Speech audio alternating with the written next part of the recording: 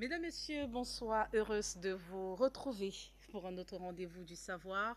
Nous sommes face à l'actualité ce soir. Afrique Média, une fois de plus, sous le feu des projecteurs, après de multiples accusations contre la télévision panafricaine. Place à présent encore à de nouvelles accusations contre elle. Afrique Média a été taxée de chaîne pro-russe, une chaîne de propagande en faveur du Kremlin, de multiples accusations contre Afrique Média et justement après le rapport d'État américain et bien d'autres articles, on parle ici d'une multiplication d'articles, Afrique Média, Russia Today ou encore Afrique Média et la Fédération de Russie, quelles sont les sources de financement, quelques titres que l'on retrouve sur certains tabloïds, à la une de journaux télévisés avec des programmes spécialisés pour présenter, je cite, la propagande russe en Afrique. Faut-il s'en inquiéter? Ce sont entre autres des sujets fort évocateurs évoqués, permettez encore cette tautologie, dans le cadre de certains programmes télévisés à cet effet. Pourquoi tant d'intérêt sur la télévision Afrique Média? Est-ce le partenariat Afrique Média, Russia Today qui fâche? Qu'est-ce qui pourrait fâcher dans un partenariat axé exclusivement sur le partage de contenu audiovisuel? Mesdames, Messieurs, un autre sujet au cœur de ce programme, c'est le conflit en Ukraine avec cette sortie du ministère de la Défense russe, une sortie pour souligner le fait que la localité de Blogadatne a été libérée et à cet effet, quels enjeux géopolitiques? Et pour en parler ce soir, des experts de haute facture. Monsieur Sylvain de Bogo, bonsoir. Madame, bonsoir à toute l'Afrique, bonsoir à tous ceux qui nous regardent. Et je dis du courage à Afrique Média. Et nous sommes là pour participer au rendez-vous du savoir. Renouvelé de vos savoirs présents ce soir, Monsieur Sylvain de Bogo. Vous êtes analyste politique. On n'oublie pas autant pour moi un internationaliste. Monsieur Gamal Abina, bonsoir. Bonsoir à toutes et à tous. Merci pour l'invitation encore une fois. Et puis effectivement, soutien renouvelé pour la chaîne et contre la censure tout simplement. Merci d'être là, Monsieur Gamal Abina, notre habitué des plateaux d'Afrique Média, on va le dire ainsi. Monsieur Adrien Boquet, bonsoir. Activez votre micro. Monsieur Adrien Boquet, vous avez la parole. Bonsoir et bienvenue. Heureuse de vous retrouver. Alors, le temps de permettre à Monsieur Adrien Boquet de tout mettre en place pour assurer une bonne communication avec nous. Voilà, la réalisation nous fait des grands signes. Monsieur Adrien Boquet, bonsoir et bienvenue. Heureuse de vous retrouver. Bonsoir à tous, je suis très heureux d'être avec vous ce soir et on va un petit peu remettre les points sur les i par rapport à tout ce qui s'est passé avec Afrique Média et j'ai pas mal d'infos pour vous, donc c'est encore avec grand plaisir.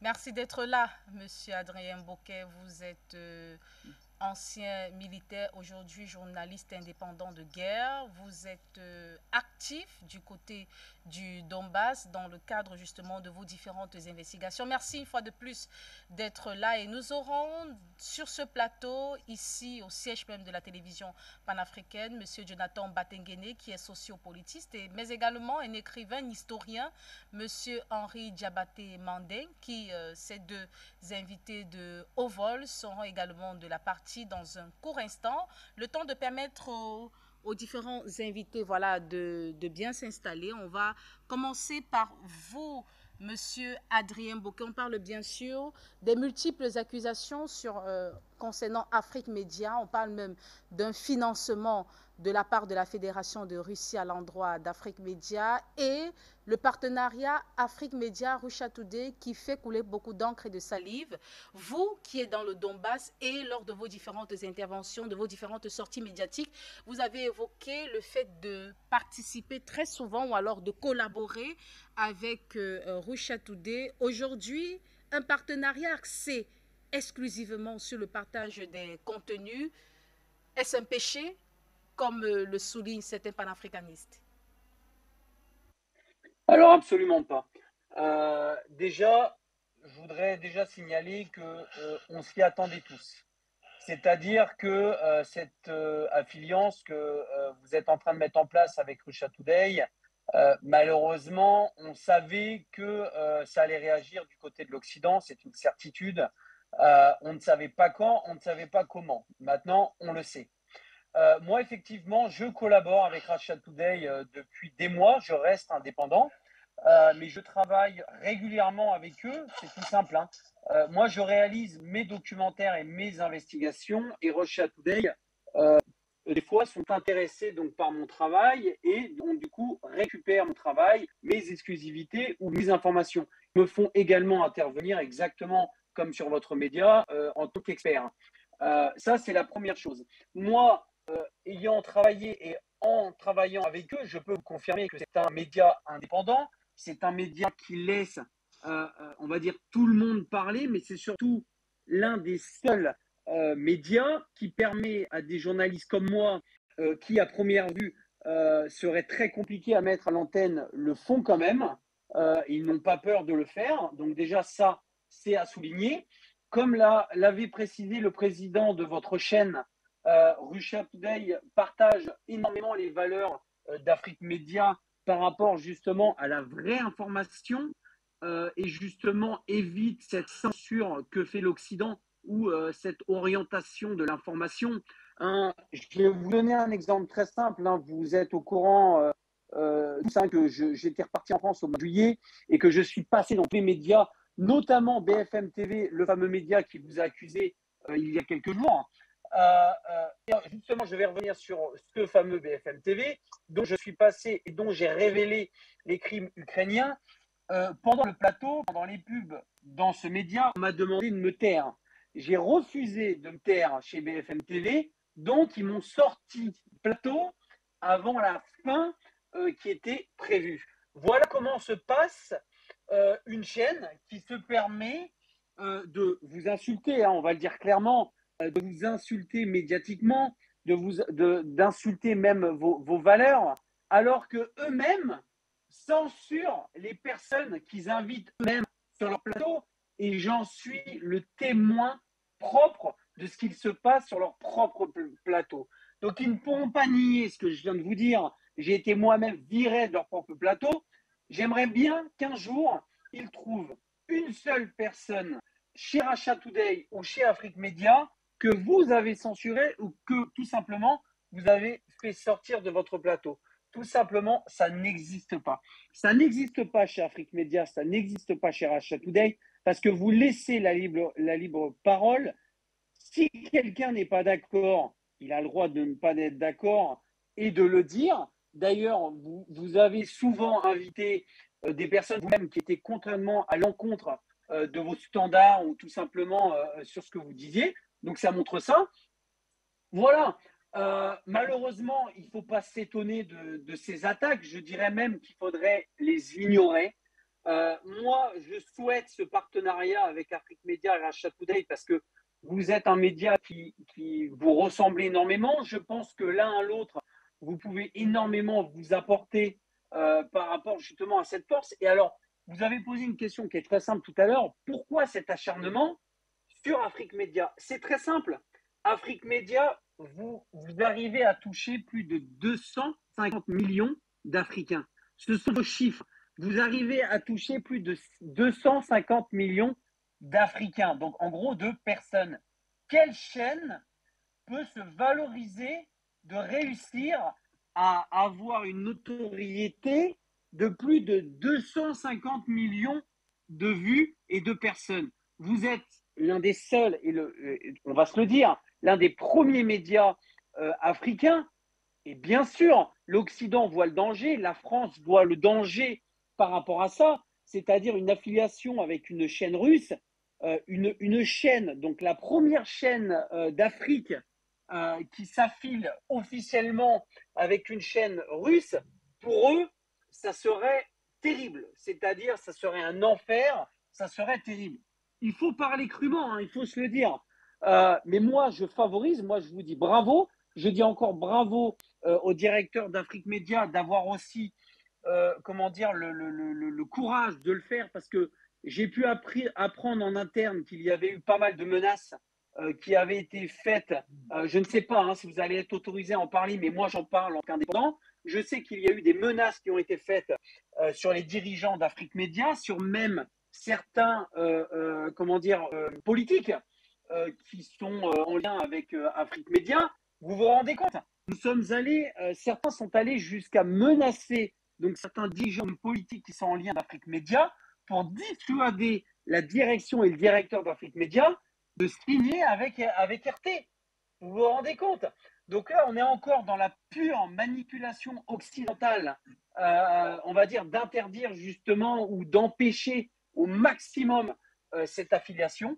Moi, j'espère de tout cœur que cette affiliation va avoir lieu et en tout cas, vous pouvez compter sur moi pour vous aider et continuer à vous apporter les informations en direct du Donbass. Voilà, je pense que j'ai fait le tour. Je ne vais pas refaire. Je pense que mes collègues là, qui attendent la parole ont pas mal de choses aussi à dire. Je pense que j'ai dit le principal. Moi, en tout cas, je souhaite, si le directeur d'Africa, je pense qu'on regarde aujourd'hui, qu'il tienne vraiment bon. Toute la rédaction qui est derrière, tenez bon également. Je sais la pression que vous subissez actuellement. Je suis au courant de tout ce qui se passe. Vous, en tant que présentatrice, je vous félicite aussi de tenir bon. Voilà, tenez bon, faites cette affiliation. Vous en sortirez que plus fort et on sortira justement des informations vraiment véritables, sincères. Donc bravo, tenez bon et moi je fais vraiment mon soutien à 100% et vous pouvez compter sur moi par rapport à ça. Encore merci d'aller jusqu'au bout. Merci pour votre premier jet d'intervention, Monsieur Adrien Mbouke. On l'a dit, des programmes spécialisés pour parler justement de la Fédération de Russie et un rapprochement, je cite, toxique avec la télévision panafricaine, parlant d'une source de revenus ou alors de financement à travers ce partenariat Afrique Média Russia Today. Et bien sûr, un sujet ou alors une thématique évoquée dans le cadre d'un programme spécialisé. Afrique, propagande russe, faut-il s'en inquiéter? Afrique Média indexé. Regardez, on se retrouve juste après.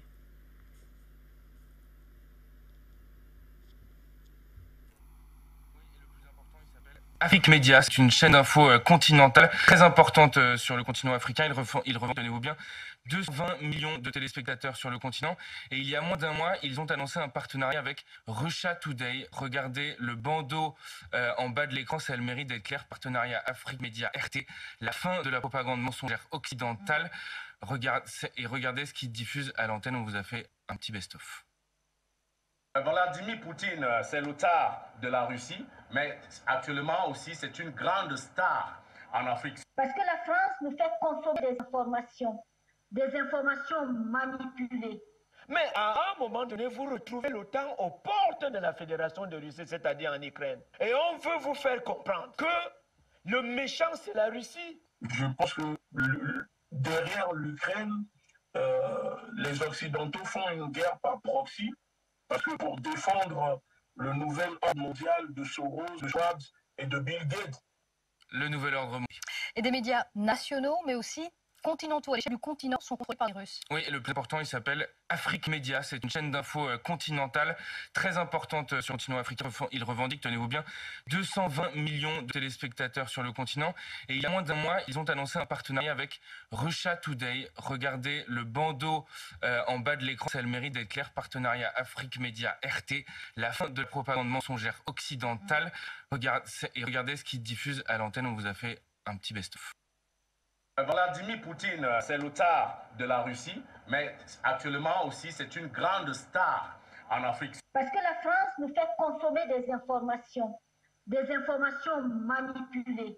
Mais à un moment donné, vous retrouvez l'OTAN aux portes de la Fédération de Russie, c'est-à-dire en Ukraine. Et on veut vous faire comprendre que le méchant, c'est la Russie. Je pense que derrière l'Ukraine, les Occidentaux font une guerre par proxy.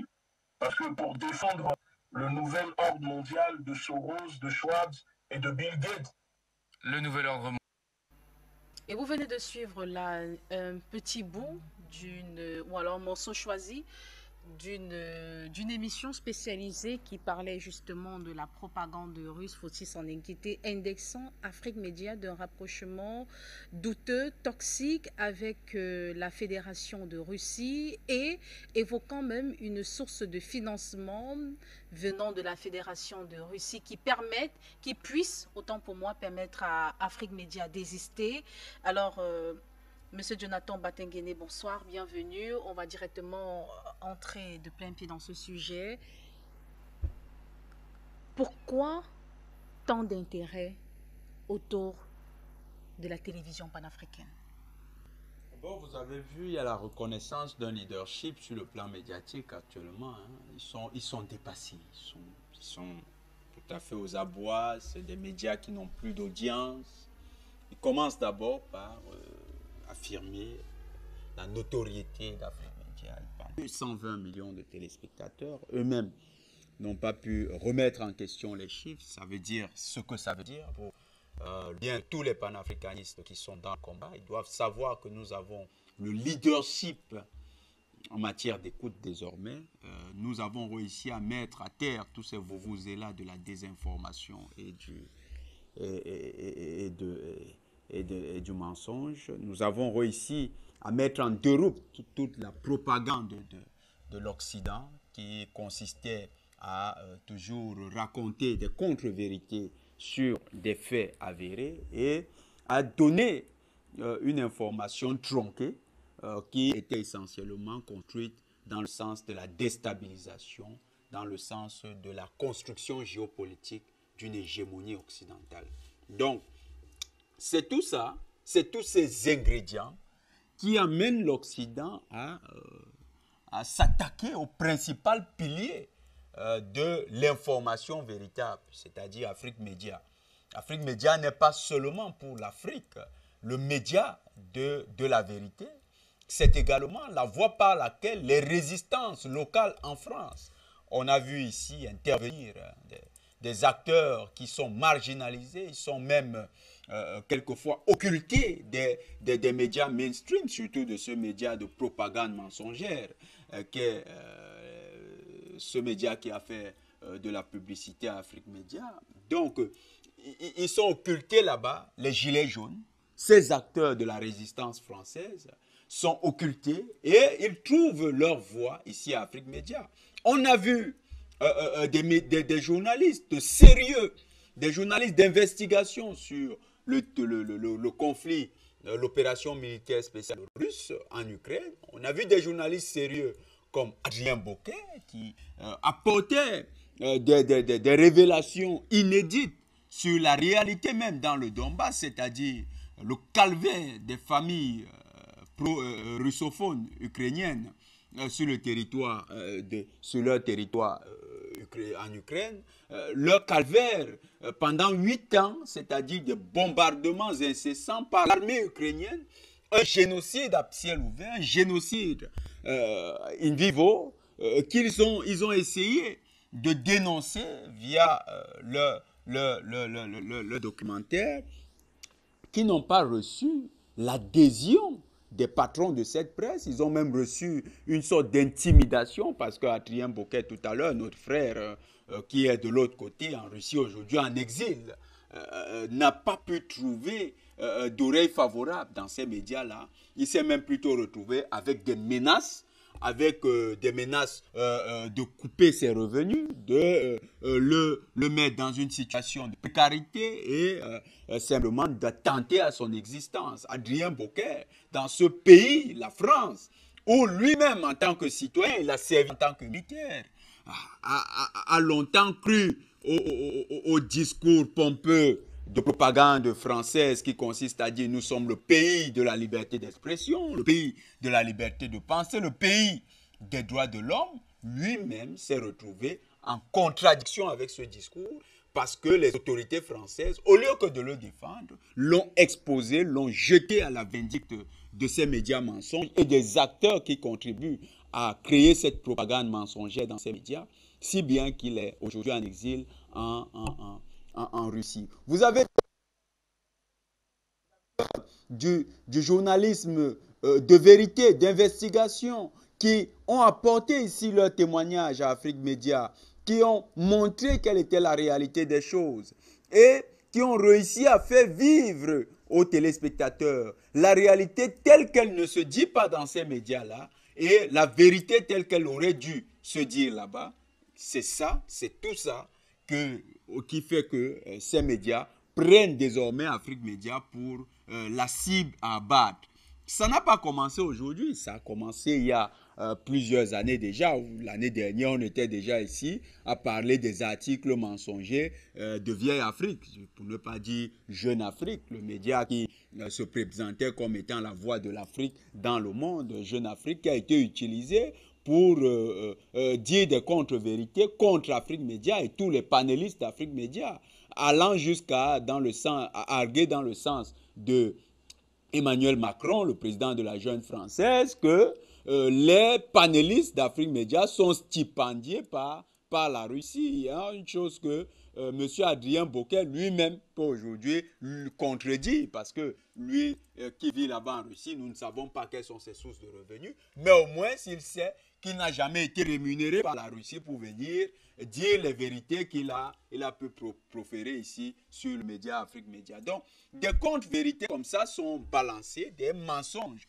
sont présentés comme étant la réalité d'Afrique Média, mais ça participe de ce que Macron appelait la guerre d'influence. La guerre d'influence, parce que la guerre d'influence, ce n'est pas la guerre au sens d'une guerre conventionnelle, ce n'est pas la guerre où on utilise des armes. C'est la guerre où on utilise des médias interposés. C'est la guerre où on utilise des associations de la société civile. C'est la guerre où on utilise plusieurs acteurs intermédiaires pour imposer son opinion. Et influence parce que cette opinion est une opinion qui va désormais fabriquer les consciences collectives, fabriquer les consciences individuelles, prédisposer les individus à agir d'une certaine manière. La France s'est lancée de plein pied dans cette guerre d'influence et a compris que pour véritablement peser dans cette guerre, il fallait s'attaquer à celui qui est aujourd'hui le média de la vérité, c'est-à-dire le média qui permet de contrecarrer tous les plans de l'Occident désormais dans le monde, parce que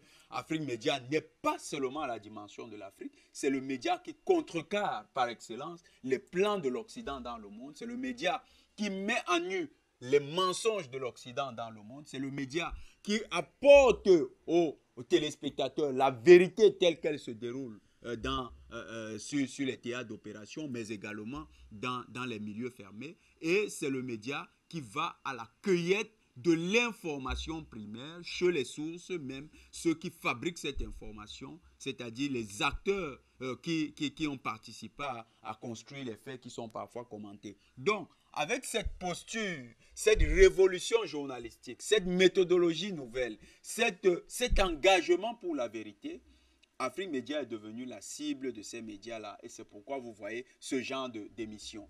Ils croyaient qu'avec ce petit moment de commentaires négatifs sur Afrique Média, ils allaient déconstruire l'univers de vérité que nous avons mis des années à ériger.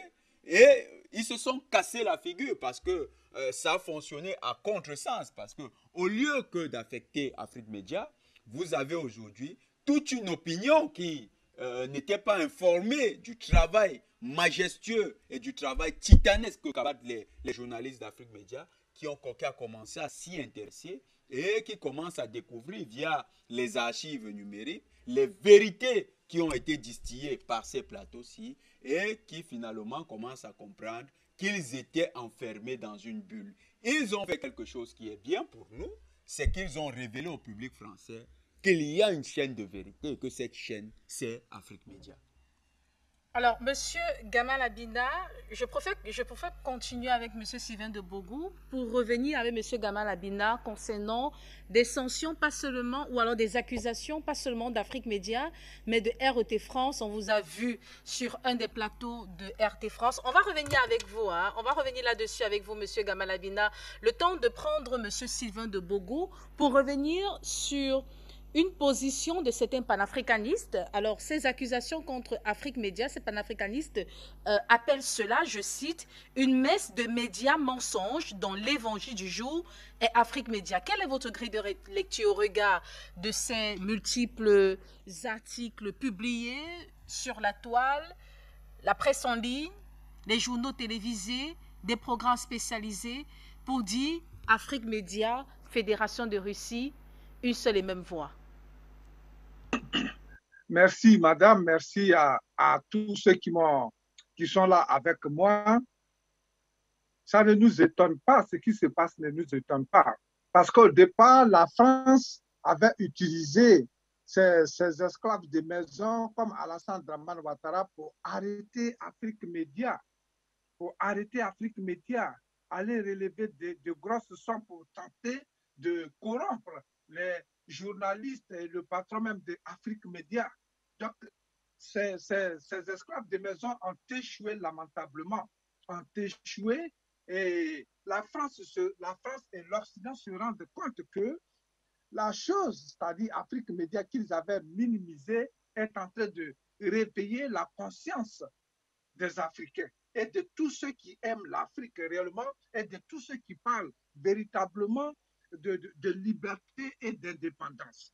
Alors, qu'est-ce qu'il faut faire désormais? Il faut tout mettre de son côté pour noircir, pour ternir l'image d'Afrique Média. Malheureusement, cela ne marche pas. Et donc, il faut passer, en tout cas, à la grande vitesse qui est ces articles, ces accusations, ces émissions de télé et de partout. Il faut rappeler que c'est grâce à Afrique Média, un seul fait que je cite ici, grâce à Afrique Média, que nous avons su, lorsque cette crise en Ukraine a commencé, lorsqu'on a vu, c'est grâce à Afrique Média qu'on a vu le traitement réservé aux Africains qui étaient là-bas en tant que simples travailleurs en Ukraine, en tant qu'étudiants, et qu'on empêchait de sortir. C'est encore Afrique Média qui a exposé la vraie face des journalistes occidentaux qui disent qu'ils ne pensaient pas qu'une guerre pouvait se passer entre eux. Ils pensaient toujours que c'était chez les autres, c'est-à-dire chez les Africains, ou bien ceux qu'ils appellent les sous-peuples. C'est Afrique Média qui a exposé cela. Vous voyez, ces journalistes-là, américains, français et partout, c'est Afrique Média qui les a exposés. Et donc, aujourd'hui, ils ont le dos au mur. Il faut fabriquer, comme le dit le grand écrivain Noam Chomsky, il faut fabriquer un consentement autour de ce qui se passe, autour de la relation que Afrique Média est en train de développer, est en train de mettre en place avec Russia TV. Parce qu'ils ont peur. Il faut essayer de toujours accuser l'autre. Le malheur vient de l'autre. Ils sont dans... C'est eux. L'Occident et leurs journaux, ce sont eux qui sont dans le chemin le plus droit. Il faut les écouter. C'est eux qui détiennent la vérité. C'est eux qui sont la mesure de toutes choses. C'est ce qu'ils veulent démontrer. Malheureusement, aujourd'hui, en dénonçant Antigriffe Afrique Média comme la chose ou bien la main noire de la Russie en Afrique, l'Occident s'expose. L'Occident éveille. C'est-à-dire c'est l'effet contraire. L'Occident est en train d'éveiller la conscience de ces populations qui ont été toujours maintenues dans le mensonge, dans la propagande mensongère. Aujourd'hui, en soulignant que Afrique Média est devenu quelque chose de mauvais sur le continent africain ou bien dans le monde, mais leur propre population commence à s'interroger. Nous avons des collègues qui s'interrogent. Nous avons des collègues auxquels on envoie les émissions d'Afrique Média. C'est cela. Donc, tous ceux qui sont en train d'entreprendre, nous disons que c'est un coup d'épée dans l'eau. C'est un coup d'épée dans l'eau parce que Afrique Média, en s'associant, en collaborant par exemple avec Russia TV, c'est pour avoir plus d'expérience, plus de nouvelles, plus de vérité. Et c'est ce que nous voulons. La France aurait-elle accusé Afrique Média s'il y avait partenariat entre Afrique Média et une chaîne de télévision française ou bien anglaise ou encore américaine? Je ne pense pas. Au contraire, ils allaient soutenir cette liaison. C'est parce que ils voient en Afrique Média la télé qui les expose, qui expose leurs mensonges. Et ils voient que c'est là que les Africains viennent s'exprimer librement et que même des Européens comme Adrien Bocquet viennent s'exprimer librement et exposent en tout cas ce qui se passe en Occident et partout dans le monde entier. C'est cette vérité qu'ils ne veulent pas voir. Ils ne veulent pas voir cette télévision qui a cette liberté et qui accueille tout le monde, même les enfants de la rue.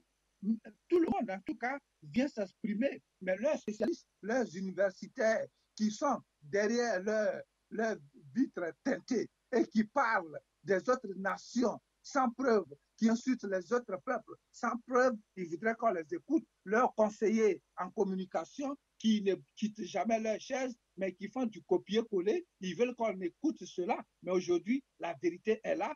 Afrique Média a percé l'abcès et le puits du mensonge déjà développé depuis des décennies par les Occidentaux à travers leurs médias, ce puits du mensonge est en train de s'écouler. Et c'est ce qui fait peur. Ça fait peur à l'Occident et ça fait particulièrement peur à la France qui veut maintenir les Africains et Afrique Média, en tout cas hors d'état de nuit, anti-griffe. Pour votre intervention, Monsieur Sylvain de Bogo. Alors, Monsieur Gamal Abina, avec vous, outre ces accusations contre Afrique Média, il y a également d'autres médias qui ont été victimes de sanctions venant de la France. Il s'agit bien sûr de Rocha Today France, dont les avoirs ont été gelés, et bien d'autres sanctions contre Rocha Today. Vous étiez sur un plateau de Rocha Today et vous êtes revenu avec une certaine hardiesse concernant la nécessité de mettre en avant ou alors de respecter la notion de liberté d'expression en Afrique, mais également dans le monde entier. Aujourd'hui, Afrique Média, taxé de tous les noms, aujourd'hui, Afrique Média, liberté d'expression, finalement, se pose des questions. Quelle est votre grille de lecture?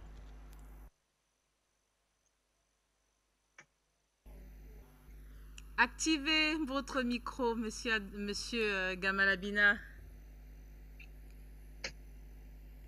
Activez votre micro. On ne vous reçoit pas. On ne vous reçoit pas, monsieur Gamal Abina.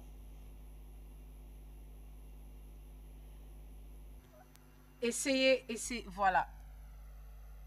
Nous ne vous recevons pas, monsieur Gamal Abina. Nous osons croire que... Voilà.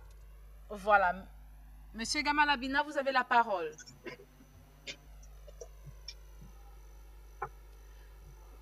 Toujours pas de son avec monsieur Gamal Abina. Le temps de régler cela. Monsieur Gamal Abina, on va passer la parole à monsieur... Voilà. La réalisation nous fait des signes.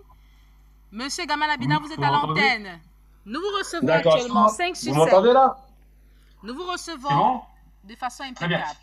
Je retire les oreillettes parce qu'apparemment c'est un petit peu décalé. Donc, ce que je vous disais, je me rapproche un peu quand même. Simplement, oui, j'ai fait la dernière émission de RT France. J'y suis allé avec Philippe Pasco, sous la demande de la direction de la chaîne, évidemment, pour expliquer ce qui s'était passé, à savoir une censure violente qui s'est abattue sur RT France. Il faut savoir que là, c'est un homme qui s'appelle Patrick Cohen qui a dit que la RT France était une chaîne qui ne devait pas être diffusée, qui était trop censurée, il ne comprenait pas pourquoi elle s'était continuée à émettre, alors que l'Europe n'a pas du tout dit que RT France devait être fermée, mais uniquement ne plus être captée sur le continent européen. Donc la question qui se pose aujourd'hui, c'est effectivement une question de liberté d'expression. On voit bien l'offensive qui est menée aussi contre Afrique Média. Je vous rassure, il ne faut pas trop s'inquiéter. Ce sont des médias privés qui s'expriment, hein, particulièrement BFM, qui est tenu par M. Drahi, qui est en grande difficulté aujourd'hui d'ailleurs. Eh bien, BFM reste une télévision privée, donc ce n'est pas très sérieux. C'est une concurrente en termes d'information par rapport à Afrique Média. Donc, ils se positionnent comme des gens qui ont beaucoup de mal à supporter qu'une chaîne panafricaine ait autant d'audience, alors que BFM reste tout de même une chaîne avec très peu d'audience, malgré tout. Et simplement pour dire quoi? pour dire que oui, j'ai eu l'occasion de travailler pendant 3 ans avec RT France en tant qu'intervenant, 3-4 ans maintenant, et il y a toujours eu une chaîne intéressante en termes de contenu, de contradictoire, d'échanges, toutes les pensées étaient représentées, d'extrême droite à l'extrême gauche, donc il n'y avait aucun problème là-dessus. Mais la problématique qui se pose, c'est qu'effectivement, la guerre en Ukraine ayant démarré, les Français se sont comportés comme les Européens, comme s'ils étaient en guerre contre la Russie. Donc la problématique qu'on a aujourd'hui, c'est quoi? C'est une question de liberté d'expression confisquée. On voit bien qu'on est dans une posture très offensive et très guerrière de l'Occident, face évidemment à une Russie qui, elle, mène une guerre dans ses propres territoires finalement, puisque c'est l'ancienne fédération, enfin l'ancienne URSS qui était à l'origine de la création de cet État qu'on appelle l'Ukraine. Et il se passe effectivement une question qui se pose, c'est de savoir pourquoi est-ce que l'Occident va censurer des chaînes de télévision comme s'ils étaient co-belligérants, comme s'ils étaient simplement en guerre contre la Russie. La réponse est très simple, c'est qu'effectivement, ils ne veulent pas dire qu'ils sont en guerre, mais qu'ils alimentent la guerre. Alors, qu'est-ce qui peut être questionné? Il y a eu Conspiracy Watch, par exemple, qui a mis Afrique Média à l'index. Pourquoi? Parce que Afrique Média, effectivement, reçoit des gens qui ont un discours qui peut être perçu comme étant radical ou conspirationniste. Sauf qu'elle ne reçoit pas évidemment que cela. Elle reçoit les panafricanistes qui ont un discours indépendantiste.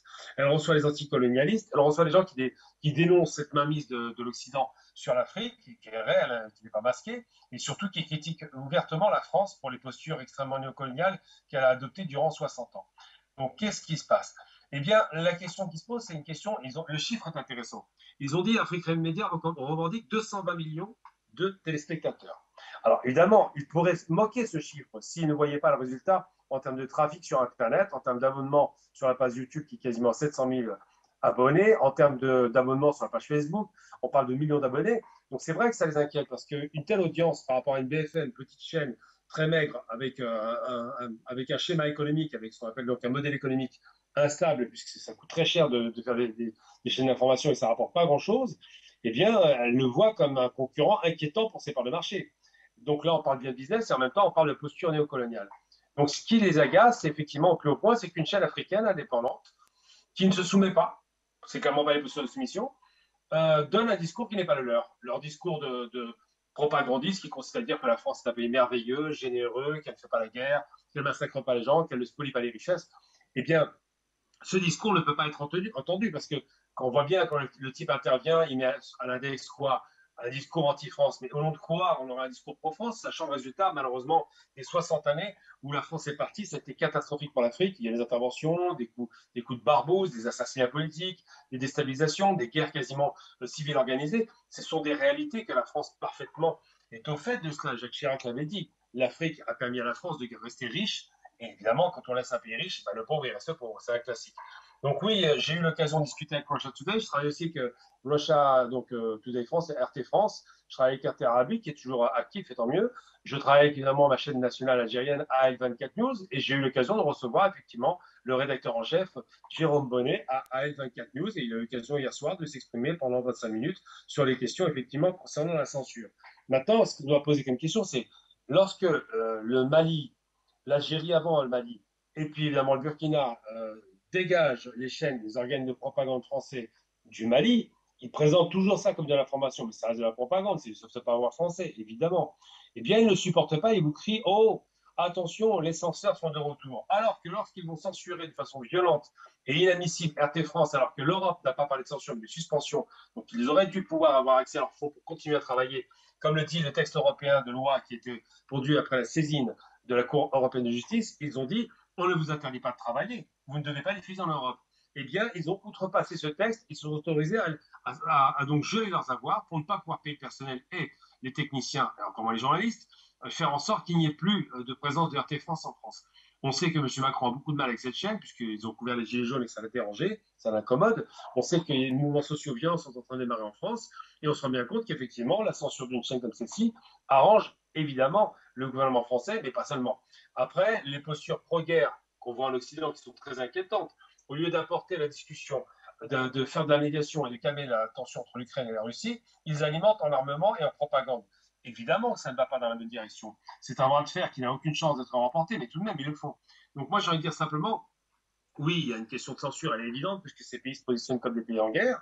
Oui, ils cherchent à invectiver Afrique Média, parce que, encore une fois, c'est un média pas l'africain, donc il ne va pas parler à un pays, mais à toute l'Afrique, et bien quand un pays parle à toute l'Afrique, eh ben, il va évidemment avoir un impact retentissant.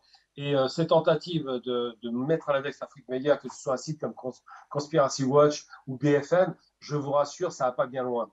En vérité, ce qui les inquiète, c'est le nombre de personnes touchées par un discours alternatif.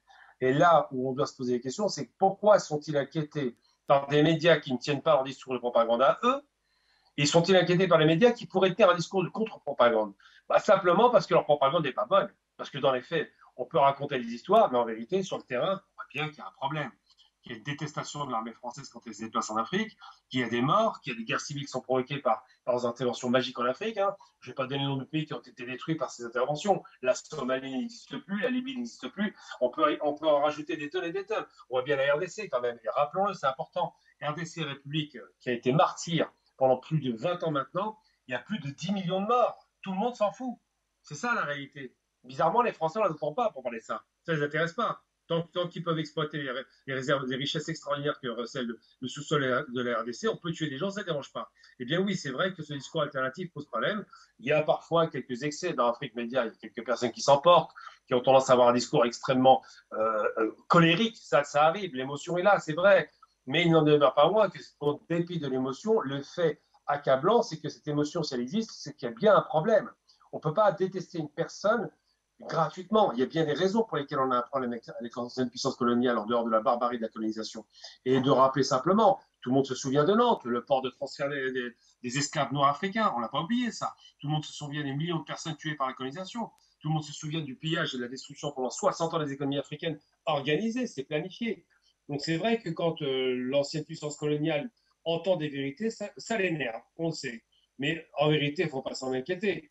Si on vous montre du doigt, et si la chaîne est montrée du doigt et que les intervenants sont montrés du doigt, bah c'est bon signe. Ça signifie que l'audience commence à être sérieuse, que ça commence à être pris en considération et qu'effectivement, l'idée panafricaniste, auquel moi, en tant qu'Algérien, j'adhère, parce que l'Algérie est ultra panafricaine, eh bien, cette idée est positive et permettra d'avoir, j'espère, plus tard, des interconnexions entre Africains. Après, la question russe est périphérique. Il faut se rappeler que pendant 20 ans, ils ont attaqué les Chinois qui trouvaient comme néocoloniaux en Afrique parce qu'ils investissaient. Donc ça, c'est des questions simplement d'empire colonial qui perd de son précaré, qui perd de sa superbe et qui perd même maintenant les moyens de sa puissance en termes de communication, donc de propagande, vis-à-vis d'un continent qui a toujours cru qu'il faisait meilleur, qu'il faisait bon vivre en Occident, alors que ce n'est pas vrai. Aujourd'hui, l'Afrique se construit, elle a une croissance moyenne de 5% par an. Les peuples africains commencent à être fiers de leur propre territoire, de leur propre culture, et il faut continuer à développer cette image, ce soft power qui est essentiel, tout en dénonçant que ça doit être fait, les interventions parfaitement inadmissibles de la France. Il n'y a pas besoin de France en Afrique, qu'elle se débrouille elle-même avec ses propres problématiques. Mais c'est vrai que si la France arrivait avec une collaboration, une vraie volonté de co-développement, on pouvait discuter, ça n'est pas le cas. Donc, il ne faut pas trop s'en inquiéter. Là, on parle d'organes privés qui activent Afrique Média. Ça ne va pas bien loin, en vérité, mais il faut continuer sur la voie de la communication, de l'explication, de la critique et de la construction et de l'apaisement des cœurs et des esprits, parce qu'effectivement, là où il y a une violence qui est faite, elle existe, cette violence, il y a toujours une réaction émotionnelle forte qu'il faut maîtriser. C'est ce que j'aurais voulu vous dire simplement ce soir. Moi, je suis très en colère, évidemment, par rapport à la censure que RT France subit. Ça ne m'a pas empêché de les recevoir à la radio, à la télévision, un peu partout, pour faire entendre la voix de ces différents journalistes. Encore récemment chez vous, c'est Samantha Ramsamy qui a pu s'exprimer pendant 2 heures et je vous en remercie. Et il ne faut pas hésiter à continuer à donner la parole à des gens qui veulent donner un peu plus d'informations et un peu moins de propagande. Merci pour votre intervention, Monsieur Gamal Abina. Et parlant bien sûr de RT France, dimanche dernier, dans le cadre du programme Géopolitique internationale, une présentatrice vedette de cette chaîne de télévision est passée sur les antennes d'Afrique Média. Question de revenir sur les sanctions qui pèsent contre ce média. Regardez et on se retrouve juste après. Dans le vif du sujet avec vous, chers invités, en attendant bien sûr qu'Adrien Bocquet et le professeur François Ndengue nous rejoignent tout à l'heure dans les discussions pendant l'échange. Alors commençons avec ce musulman. Samantha, je commence avec vous sur cette question de RT France. Certains eh bien, s'indignent du fait qu'au-delà seulement de la menace que cela peut représenter d'ores et déjà pour la presse dans toute la France, cela peut également avoir des conséquences sur le plan politique, médiatique et même, pourquoi pas, sur le plan géopolitique, compte tenu peut-être des raisons qui ont poussé à ce musulman. Qu'est-ce que vous en pensez? Alors, ce qu'il faut souligner, c'est que nous sommes victimes à RT France d'une censure sans précédent en France, mais je crois même au sein de l'Union européenne, et peut-être même au-delà. Parce que je crois qu'en France, la seule chaîne qui a été interdite, souvenez-vous, c'était en 2004, et c'est la chaîne libanaise Al-Manar, une chaîne réputée proche du Hezbollah, et qui avait été sanctionnée à l'époque par le CSA, l'organe de régulation des médias en France, qui s'appelait encore CSA, c'est l'actuel ARCOM. Cette chaîne, elle avait été sanctionnée pour des programmes jugés antisémites. Il faut quand même le souligner, RT France n'a jamais été sanctionné par l'ARCOM, et cela depuis son lancement en 2017. On était quand même surveillés comme le lait sur le feu. Il n'y a eu aucune sanction prise à notre encontre, alors que c'est vrai, l'État français nous accuse et certains médias nous accusent de véhiculer la propagande russe sans avancer aucune preuve. En réalité, lorsqu'il y a eu le déclenchement du conflit par la Russie en Ukraine, donc, au niveau de l'Union européenne, il a été décidé de suspendre la diffusion d'RT France au sein de l'espace européen. C'est une directive que tout le monde peut lire et je rappelle que dans cette directive, il est question d'une suspension, non pas d'une interdiction de diffusion. Et cette suspension, elle est effective selon cette directive le temps de ce conflit. La reprise de la diffusion, elle est conditionnée, hein, c'est indiqué dans cette directive, elle est conditionnée au traitement de l'information qu'RT France pourrait avoir à la fin de ce conflit, le traitement de l'information, par exemple, au niveau européen. Mais il est bien précisé également, et ça c'est quand même très important, que rien n'empêche les journalistes et la chaîne RT France de poursuivre ses activités, c'est-à-dire de produire du contenu, de réaliser des interviews. Et c'est ce que nous avons fait après la suspension de notre chaîne. C'est vrai qu'on s'est arrêté quelques semaines et on a repris la production des contenus au mois de mai. Donc, on a produit des programmes, on a travaillé sur la grille. Et puis, on arrive à la fin de l'année et il y a donc un 9e paquet de sanctions qui sanctionne donc la Russie, des entités russes, dont la chaîne, dont la maison mère d'RT France, RIA Novosti. Ces sanctions, c'est quoi? C'est le gel des avoirs justement de ces entités russes. Et lorsque cette sanction elle tombe à la fin de l'année, nous ne sommes pas particulièrement inquiétés à ce moment-là. Il faut quand même rappeler qu'RT France, c'est une société de droit français. C'est vrai qu'en janvier, on nous a donc notifié le gel des comptes bancaires d'RT France. C'est la direction générale du Trésor qui a donc notifié ce gel des comptes bancaires. La direction générale du Trésor qui est sous tutelle du ministère des Finances et de l'économie. Donc c'est une décision de l'État de l'État français qui s'est justifiée en argumentant que par ricochet, puisque la sanction prévoit le gel des avoirs des entités russes dans la maison mère, et bien par ricochet, cela doit s'appliquer à RT France. Donc, sur le plan juridique du droit français, c'est discutable. Je parle sous couvert de ma direction. Je pense que nos avocats sont sur ce dossier. Au moment où je vous parle, voilà la situation. Donc, les comptes bancaires d'RT France sont gelés. Pour l'instant, les salariés ne sont pas rémunérés. Alors, on ne sait pas si, effectivement, le ministère des Finances a appuyé sur un bouton pour pouvoir dégeler au moins partiellement les fonds. Les fonds qui sont sur le compte bancaire d'RT France. Et ça conditionne évidemment la survie de notre média, parce que si il n'y a plus de fonds, voilà, c'est la fermeture qui nous attend et ça va être vraiment compliqué de poursuivre nos activités. Donc tout ça, c'est très très inquiétant, vous l'imaginez bien. C'est une censure sans précédent. C'est inquiétant pour la liberté des médias, la pluralité des sources d'information en France. Et surtout, c'est ouvrir une boîte de Pandore finalement, parce que si ça arrive à RT France, on se dit que ça peut arriver à un autre média.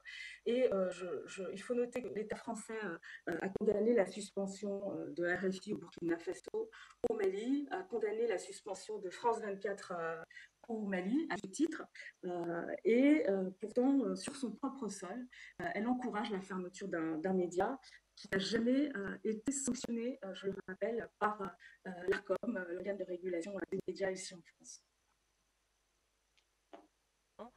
d'expression, ça m'amènera une autre question que je vous pose, mais cette fois-ci à deux volets. Alors, premièrement, est-ce que vous pensez, vous, à votre niveau, que ces différentes suspensions, finalement, pourraient d'une certaine façon impacter le traitement, le traitement de l'information, la façon de travailler de RT France pourrait changer, amener à modifier, à revoir certaines choses dans le traitement de l'information. Et d'ailleurs, que répondez-vous à ceux qui disent clairement que ces suspensions-là expriment tout simplement un niveau ou alors le niveau de dégradation de la liberté d'expression en France? Est-ce que c'est le cas? C'est bien le cas, puisque on sait tout de même que la France reste le pays de la liberté d'expression.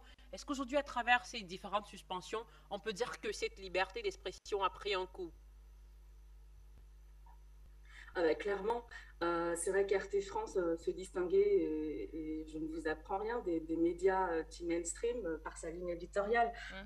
C'est évident qu'on était perçu comme un média alternatif, avec une ligne, voilà, un média aussi d'opposition. Hein. On n'est pas le seul média en France à avoir cette ligne, mais c'est vrai qu'on s'est quand même distingué. Je pense que la chaîne a frappé un grand coup lorsqu'elle s'est intéressée au mouvement des Gilets jaunes, alors qu'aucun média finalement ne s'y intéressait. On nous a même moqué lorsque la chaîne envoyait des reporters couvrir cet événement avec des casques, etc.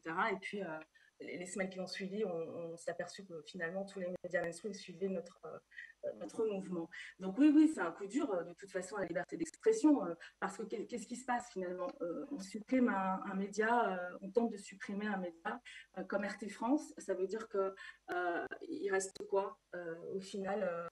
C'est peut-être le début d'une longue série, hein, on ne sait pas, parce que quand on discute avec des confrères qui ont des médias en ligne, voilà, des web TV, c'est aussi des médias alternatifs qui participent à la pluralité des sources d'information en France. On s'aperçoit que finalement, voilà, c'est compliqué aussi pour eux parce qu'ils ne sont pas dans la ligne macroniste. Il est clair que la décision qui a été prise au niveau européen de suspendre notre diffusion, c'est une décision politique, tout comme la dernière décision de bloquer les comptes bancaires d'RT France au motif du 9e paquet de sanctions qui vise la Russie, qui vise la maison mère d'RT France, alors que nous sommes une société de droit français. Oui, ça pose beaucoup de questions. Et évidemment que la liberté d'expression, la liberté des journalistes est en danger. Alors, je ne sais pas si les médias mainstream ont vraiment conscience, en fait. C'est ça qui est très, très grave.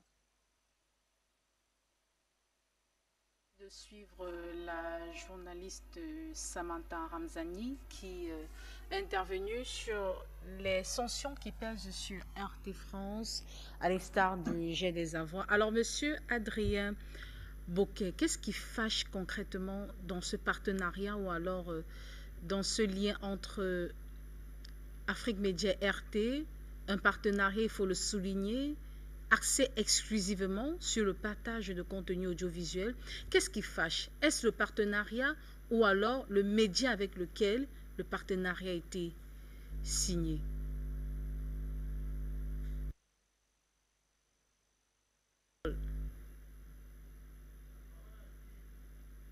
Monsieur Adrien Boquet, la parole vous est donnée.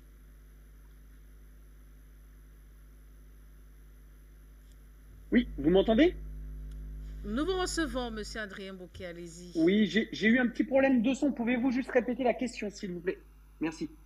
Alors aujourd'hui, il faut le souligner, le partenariat Afrique Média RT qui a été souligné dans ces différents programmes télévisés, il faut le rappeler, c'est un partenariat qui est axé exclusivement sur le partage de contenu autant pour moi audiovisuel.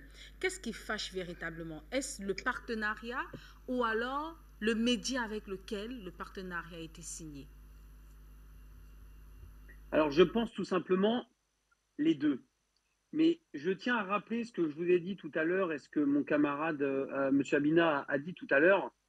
Ce qui fait très mal et ce qui vraiment dérange l'Occident, c'est votre force d'impact au niveau des téléspectateurs. J'ai dit 250 millions parce que j'ai enrobé avec Internet. Donc comme l'a très bien rappelé BFM TV, vous arrivez a impacté jusqu'à 220 millions de téléspectateurs. C'est énorme. Donc, vous avez une force qui est énorme et qui dérange et qui indirectement jalouse les autres médias. C'est une certitude. Mais il y a deux aspects. Il y a l'aspect médiatique et il y a l'aspect politique. Je vais d'abord parler de l'aspect médiatique qui est extrêmement dérangeant. Vous avez BFM TV, LCI, TV5 Monde, enfin, toutes ces télés, et j'en oublie, hein, France Info, qui ont une ligne directive qui est de montrer à 95, même 99% ce qui se passe en Ukraine et ne surtout pas montrer ce qui se passe dans le Donbass, etc., etc. On a ça depuis des mois. Dès qu'il y a une petite bride, on va dire, d'incohérence ou de preuve que l'Ukraine est responsable, ils viennent nous amener des dizaines et des dizaines de pseudo-experts, etc., etc. Ou un truc très simple, hein, vous regardez à chaque fois les plateaux, ils sont 5-6, ils sont tous d'accord. Ils sont tous d'accord, ils vont tous dans le même sens du vent. Déjà, ça, sur une chaîne, on va dire, médiatique au niveau de l'information, c'est pas possible. Quand vous traitez une information, vous ne pouvez pas inviter 6 personnes qui vont dans le même sens du vent. Dans ces cas-là, l'information n'a plus aucun sens. C'est-à-dire que vous avez 6 personnes qui vont dire exactement la même chose, un petit peu différemment, mais l'information de base qui est traitée sera toujours la même. Donc déjà, vous voyez le problème par rapport à ces chaînes. Et alors, vous allez me dire pourquoi je dis cet exemple-là. Parce que vous et RT sont l'inverse. C'est-à-dire que je vais prendre Russia Today. Russia Today, quand ils font un plateau, ils ne vont pas prendre 6 personnes qui vont dire exactement la même chose dans le même sens. C'est-à-dire qu'il y aura toujours au moins un ou deux contradicteurs ou un ou deux personnes qui vont venir amener une contradiction ou un élément où on va pouvoir se poser la question de la certitude ou non, etc., etc. C'est ça un média libre, c'est ça un vrai média d'information. C'est pas juste un point de vue et un sens. Et vous, Afrique Média et Russia Today, vous êtes justement à l'inverse de ces médias qui ont une ligne directive qui est bien sûr qui arrive hein, du gouvernement. Hein, je l'avais déjà prouvé hein, que le gouvernement donnait on va dire des injonctions aux lignes directives, c'est-à-dire au directeur de la chaîne, et le directeur de la chaîne après donnait ses lignes directives à ses producteurs et ainsi de suite. Vous avez compris, la chaîne arrive, en gros, la ligne directive arrive après sur le plateau. Mais si vous allez vraiment tout en haut, vous avez le directeur de la chaîne avec le gouvernement du pays. Ça se passe toujours comme ça. Et malheureusement, et heureusement, Afrique Média et Russia Today vous n'êtes pas comme ça. Donc déjà, vous les dérangez par rapport à cette ligne directive qui n'est pas du tout conventionnelle comme la leur. Ça, c'est la première des choses. Et la deuxième chose, sur l'aspect politique, vous avez une force d'impact. Vous savez que la France, là, est en dérive totale hein, au niveau de l'opinion panafricaine, africaine. Les Africains ont de plus en plus de mal avec les Français. On va se le dire, hein, je vais vous parler crûment. Je ne vais pas défendre l'indéfendable. Les Africains savent vraiment ce qui s'est passé par rapport en Centrafrique, par rapport au Mali. C'est bien pour ça qu'aujourd'hui, ils demandent à d'autres pays que l'armée africaine parte. Tout ça, ce n'est pas pour rien. C'est qu'il y a eu un engrenage qui a été fait. Et cet engrenage, c'est comme une roue qui est en train d'accélérer de plus en plus en Afrique. Je ne vais pas dire anti-français, mais anti-colonisation française, anti-occupation française, du moins militaire. Je suis ancien militaire, hein. Je sais que c'est fou d'entendre un ancien militaire parler comme ça, mais moi, je suis quelqu'un de réaliste.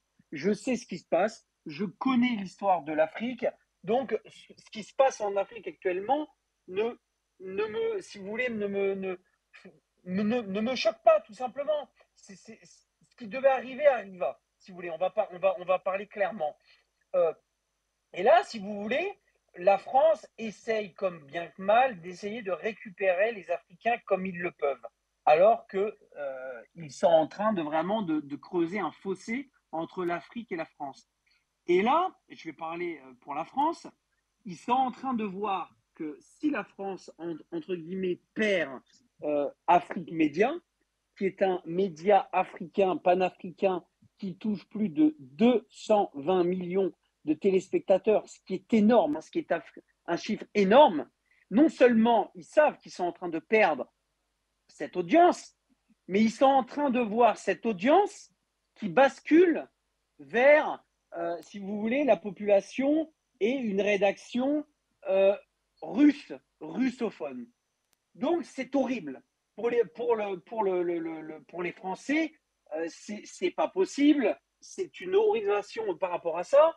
Voilà, mais c'est malheureusement la réalité. C'est un petit peu le monnaie, comme je pourrais dire, on ne récolte que ce qu'on sème, pour parler clairement. Malheureusement, si la France n'était pas justement partie sur une ligne directive médiatique, on va dire orientée, peut-être que Afrique Média aurait proposé, on va dire, une affiliation avec une chaîne française. Mais Afrique Média est assez intelligent, est assez ouvert pour comprendre qu'une affiliation avec une chaîne française qui ne dit pas la vérité et qui ne dit pas, on va dire, et qui bloque la vérité, cela n'est pas possible. Donc tout simplement, Afrique Média s'est rendu compte que du côté d'RT, c'était l'inverse justement des médias français, c'est-à-dire qu'il y avait la libre expression de l'information. C'est tout. Il ne faut pas aller plus loin que ça. Afrique Média a choisi le libre choix de l'information et malheureusement, ce n'est pas sur les médias français, mais c'est sur les médias russophones.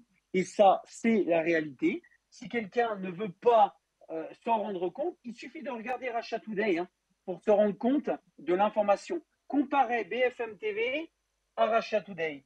Vous allez voir tout de suite l'information, comment elle est présentée, comment elle est surtout, on va dire, dans les dialogues présentée, comment les personnes présentent l'information, comment elle est dirigée, et vous verrez tout de suite que Afrique Média ne veut pas de cette ligne directive où on va vous imposer cette information. Afrique Média veut garder cette information libre, et encore une fois, je vous en félicite, mais il ne faut pas s'étonner que Afrique Média aille vers Russia Today. Et je vais terminer sur ça, excusez-moi, c'était un petit peu long. Effectivement, comme je vous l'ai dit, je sais qu'il y a des menaces qui pèsent sur Afrique Média pour vous empêcher de vous affilier sur une chaîne, on va dire, russophone. Mais tout simplement, il faut surtout rappeler de ce qui vient de se passer en Afrique par rapport à l'Occident ou la France. L'Occident a... c'est-à-dire que quand Afrique Média va signer le contrat officiel rattachant Afrique Média à Russia Today, ça sera le coup de grâce, si vous voulez, par rapport à la perte médiatique que la France et l'Occident avaient encore sur les panafricains. Merci pour votre intervention, Monsieur Adrien Bouquet. Alors, Monsieur Jonathan Batenguene, très souvent, il est important de revenir même sur les chefs d'accusation portés contre Afrique Média, chaîne de propagande, des consultants qui interviennent et qui ne font que, entre guillemets, bavarder et non analyser et non décrypter les sujets à l'ordre du jour. Afrique Média qui fait dans du sensationnel pour attirer les Africains. Afrique Média qui ne suit pas la ligne éditoriale, qui ne respecte pas le code d'éthique et de déontologie professionnelle. Afrique Média dont les journalistes sont des journaleux et ne respectent pas les canaux d'écriture du style journalistique. Afrique Média dont les journalistes laissent les panélistes dire du n'importe quoi sur tout le monde. Afrique Média, dont les journalistes ont la langue scellée, ont la langue liée avec le hiérarchie. Toutes ces accusations qui viennent de ces différents médias et même dans certains rapports, on ne va pas entrer dans tous ces détails que vous connaissez déjà si bien. Finalement, on a mis tous ces éléments sur la table des débats. Où est la faute d'Afrique Média ici? S'il y a une faute, hein, vous êtes libre de le présenter à ciel ouvert devant tout le monde. Et vous voulez dire que moi, je vais dire que nous, on a commis une faute? Non, la question, je préfère reprendre ma phrase, Non, ma question. moi- Je dis, on a déposé les éléments ou alors les chefs d'accusation contre Afrique Média sur la table. Les choses ont été dites in extenso comme ces différents articles, émissions, journalistes ont souligné. Mais c'est important de vous poser cette question. S'il y a une faute, s'il y a une erreur, si Afrique Média a fauté un niveau, il est important, nous sommes en direct, de le dire sans langue de bois. Afrique Média n'a pas fauté. Adrien Bocquet qui vient de prendre la parole. Monsieur Asselineau était ici, sur notre plateau. Monsieur François Asselineau, président du... Monsieur Asselineau, les Gilets jaunes, on a beaucoup de noms là, les Gilets jaunes. On a les Comoriens qui sont venus ici, on a les Martiniquais, les Guadeloupéens qui sont interdits de médias, pas officiellement, mais de manière officieuse. Mon frère, notre Monsieur Bocquet peut bien témoigner là-dessus, sur les méthodes de musulmans en France. Toutes ces personnes trouvent à Afrique Média une tribune libre. Ce n'est pas une faute. C'est au moins ça ce qu'on appelle la liberté d'expression. Et M. Bocquet a repris, je n'ai pas compté le nombre de fois, mais j'ai suivi plusieurs fois. Il a parlé de cette liberté d'expression effective. C'est le donneur de leçons qui reçoit finalement les leçons. En fait, prenons le cas de cette chaîne, ce petit média français qui s'exprimait sur le cas d'Afrique Média. Quand je dis petit média, il n'y a rien de méprisant, c'est sa dimension. Quand vous regardez l'audimat, on fait 220 millions, eux, ils ne sont pas sûrs d'avoir 5 millions de téléspectateurs. Quand on a traité la question de la Covid, Madame Capin, la Covid, nous avons dit, il y a toute une spéculation mondiale qui fait foi comme étant la science. Et cette spéculation est basée sur des intérêts capitalistiques, des intérêts d'argent, de rentabilité. Et cette spéculation laisse croire que les pseudo-solutions qu'elle préconise sont des éléments, des avatars de l'humanité. Et pourtant qu'il s'agit essentiellement d'institutionnaliser les tares et les vices au niveau de solutions dans les pays. On a, par exemple, dénoncé le discours de Ghebreyesus, le directeur de l'OMS, qui disait qu'en Afrique, il y aurait des morts à l'appel.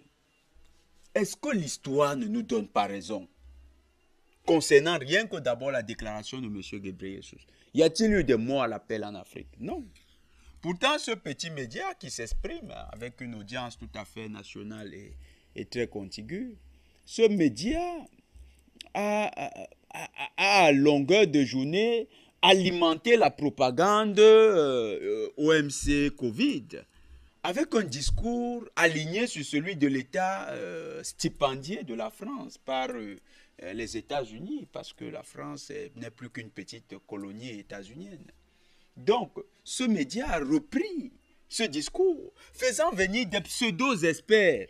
Moi, je ne parle pas du professeur qui tous les jours reçoit des cacahuètes sur les réseaux sociaux, parce qu'on lui rappelle quand même qu'il a été un de ces pseudo-experts sur la question de la Covid. Il était leur expert attitré.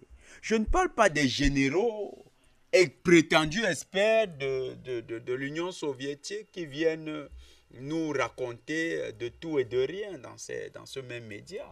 Et pas seulement là, même également dans ceux qui ont une meilleure audience que lui. Donc, vous avez tout ce discours qui ne répond même pas au canon du journalisme. Parce que ce qu'ils font, c'est de la propagande. De la pure propagande. Comment est-ce qu'ils ont vérifié que, par exemple, les vaccins anti-Covid étaient véritablement efficaces, du moins les pseudo-vaccins? Comment est-ce qu'ils ont vérifié cela? Comment est-ce qu'ils ont réussi à avoir la certification que ces pseudo-vaccins n'allaient pas poser de problème? Comment est-ce qu'ils ont réussi à prendre fait et cause pour le pass vaccinal, qui aujourd'hui est considéré comme la pire aberration qui ait pu être proposée dans les solutions de lutte contre la COVID-19 ou bien dans les dispositifs de lutte contre la COVID-19? Comment ces médias se sont-ils alignés là? C'est eux le problème, c'est eux qui doivent être mis en question, c'est eux qui sont d'ailleurs aujourd'hui dans la vindicte populaire. Quand vous allez dans les réseaux sociaux, c'est ces médias-ci, c'est leurs noms qui reviennent. Et les populations, d'ailleurs, ont d'ailleurs appelé ce média, moi je ne veux pas le caricaturer, hein, mais je reprends ce qu'ils disent. Ils ont caricaturé en disant BF merde. BF merde. C'est eux qui disent ça, les téléspectateurs de ces chaînes. Moi, ils ne les regardent pas. Mais leurs téléspectateurs disent qu'ils sont de la merde. Pourquoi les téléspectateurs en arrivent à un tel dégoût et qui regardent un peu le narratif des téléspectateurs d'Afrique Média et de leurs? Les leurs sont dégoûtés. Qui, dans le cas d'espèce, enfreint la déontologie et l'éthique journalistique? N'est-ce pas eux? N'est-ce pas eux? Sur le cas de l'Ukraine et de la Russie, ces médias servent à longueur de journée des comptes vérités à leur population. On leur dit, la Russie va perdre, la Russie n'a plus de missiles. Ils ont dit ça. Depuis le mois d'avril, ils disent que la Russie n'a plus de missiles. Est-ce que c'est vrai que la Russie n'a plus de missiles? Quand ils le font, c'est dans quel code déontologique? Ils se fient à quel code déontologique? Eux, les grands donneurs de leçons. Ils se fient à quel code déontologique? Ils disent que la Russie, vraiment, est dans une mission illégitime, illégale, est en train d'envahir l'Ukraine. Voilà, M. Adrien Bocquet, qui a mené des investigations sur le terrain. Il y a Anne-Laure Bonnel, qui était sur le terrain également, qui ont mené des investigations. Ils rentrent avec les données fraîches, disent non. La France a manqué à ses engagements, l'Allemagne aussi. Ils étaient garants des accords de Minsk et ils apportent tous les éléments sur leur plateau là. Anne-Laure Bonnel, on a commencé à lui dire non, non, non, non, non, non, non, non, non, non, il faut arrêter. Le même plateau là, il y avait une reporter dernièrement, c'était même pas Anne-Laure Bonnel, elle était en pleine émission. Et quand les Ukrainiens ont tiré avec les chars, on lui demande, est-ce que c'est les Ukrainiens? Elle dit, oui, oui, oui, c'est les Ukrainiens. Elle dit, non, non, non, non, c'est les Ukrainiens. Elle dit, oui, c'est les Ukrainiens. On coupe immédiatement. Ces gens-là, ils connaissent ce qu'on appelle la déontologie. C'est des médias de propagande. Tout ce qu'ils font, c'est de la propagande. Et en plus, même, ils font de la propagande à un second niveau. Parce que le niveau même premier de la propagande, c'est les États-Unis. C'est les États-Unis qui formulent les thèmes de la propagande. Eux, ils sont des petits colporteurs de nouvelles. Ce n'est pas des médias. C'est des entités colonisées qui n'assurent que la perpétuation du discours formulé par le maître, les États-Unis. Ce genre de médias vient aujourd'hui tenter de remettre en question la véritable liberté d'expression au point de vouloir dire que l'erreur c'est chez nous. C'est quand même l'hôpital qui se moque de la charité. Non, on ne peut pas recevoir des leçons de ce genre d'entités de presse qui sont stipendiés. Savez-vous combien de personnes détiennent les médias en France, y compris ce média-ci? Ils sont 13 personnes, 13, qui détiennent la quasi-totalité des grands médias. Et celui-ci, il est effectivement détenu par une de ces 13 personnes. C'est ce genre de médias que nous voulons comparer avec des médias indépendants comme Afrique Média, qui ont refusé d'être stipendiés par la jeune française, qui ont refusé les millions d'euros de la jeune française ou 10% du budget de France 24 pour continuer à défendre une ligne indépendante. C'est ce genre de médias qui veulent nous donner des leçons. Que non. Eux, ils sont stipendiés. Eux, ils n'ont pas la liberté d'expression. Chaque fois qu'un journaliste tente de faire valoir sa liberté de ton sur ces plateaux, il est rappelé à l'ordre. Il est parfois exclu des plateaux. Il est écarté. Pourquoi? Parce que là-bas, il y a une manière de faire qui est rigide. Le discours doit être aligné sur une vision propagandiste formulée par les pays de l'OTAN. Ces médias, pendant longtemps, ont entretenu le flou sur les questions stratégiques en Afrique. Par exemple, sur le dossier du Mali. Ils font croire qu'au Mali, il y a des djihadistes qui sortent de nulle part. Les Maliens, pour ceux qui ne le savent pas, les Maliens sont pour la plupart des musulmans. Quel djihad se passerait avec des musulmans? Quel djihad? Quand vous suivez ce genre de médias, vous parlez de déontologie. Eux, ils respectent une déontologie. Quand un média prend volontairement celui de dire des mensonges et des contre-vérités à longueur de journée, vous disant qu'il y a des djihadistes au Mali, c'est du mensonge. Au Mali, il y a simplement des terroristes qui sont des mercenaires. Ces mercenaires sont entraînés, sont financés, sont formés par les forces spéciales françaises qui sont justement positionnés, qui étaient positionnés au Mali. Et c'est ces terroristes qui faisaient mal là-bas. Quand nous le disons, nous avons reçu les éléments de la part des autorités maliennes. Ils nous accusent de faire entrave ou bien de faire entorse à la déontologie. Nous qui avons les éléments, les sources primaires, je le disais d'entrée de jeu, les sources primaires, les éléments qui nous permettent de conforter une analyse ou bien de conforter un commentaire. Nos analyses, justement, ils disent que nos analyses sont biaisées. Revenons un peu aux analyses. Il y a des généraux qui vont là-bas, qui vous racontent que les Russes n'ont plus de missiles. Ces analyses-là leur viennent d'où? Ils ont la comptabilité des missiles russes. Ils ont un tableau de bord qui leur dit à quel niveau les Russes se trouvent en matière de fabrication de missiles. Ou bien les Russes demandent-ils les autorisations en France pour fabriquer leurs missiles. Ce genre d'analyse-là, c'est des analyses professionnelles. Tous les commentaires que nous avons remis en question là, ceux sur la COVID-19, c'était des commentaires professionnels. N'étaient-ce pas des commentaires politiquement orientés? D'ailleurs, il a été prouvé que 80% de leurs invités ont été corrompus. La preuve, l'un des professeurs qui jouait le rôle de principal analyste pour les affaires Covid sur leur plateau, aujourd'hui, il est sous le coup d'une poursuite judiciaire dû à des faits de corruption en matière de gestion de la crise Covid. Ce genre de personnes-là, ils vont nous donner des leçons. Nous, combien parmi nous, parmi les analystes d'Afrique Média, sont sous le coup d'un procès pour des propos tenus ici, ou bien sur une affaire concernant les sujets traités ici. Monsieur Bandakani, est-ce qu'il est sous le fait d'un mandat d'arrêt international parce qu'il aurait dit des contre-vérités? Monsieur Tachinda, nous abordons des questions très diverses. Il n'y a pas que la France qui passe au carreau ici. Là. Nous avons parfois parlé du Rwanda. Vous avez suivi M. Kagame en train de demander qu'un des panélistes soit inquiété. Vous avez suivi M. Tshisekedi le faire. Aucune des plaintes n'a été déposée. Jusqu'à preuve du contraire, c'est leurs panélistes qui sont poursuivis en justice pour des faits de mensonges sur les plateaux. C'est leurs panélistes qui sont inquiétés par les populations. C'est leurs journalistes. Moi, j'ai vu un des journalistes dans la rue, il voulait faire un vox pop. Et qu'est-ce qui s'est passé? Les populations ont failli le prendre à partie. Pourquoi? Parce que les populations sont remontées par la ligne de mensonges qu'il suit. Elles lui ont d'ailleurs demandé, monsieur, mais au départ de cette crise, pourquoi vous nous conseillez de prendre des masques? Pourquoi vous nous conseillez de suivre? Qui vous paye? Pourquoi vous le faites? C'est leurs journalistes qui sont remis en question, pas nous, pas les nôtres. Donc l'erreur, c'est chez eux. C'est chez eux qu'il y a manque de professionnalisme. Et ce genre de médias qui veut organiser une cabale contre des journalistes sérieux, ce genre de médias est un peu à l'image de ce qu'est l'Occident aujourd'hui. L'Occident baigne dans ses mensonges.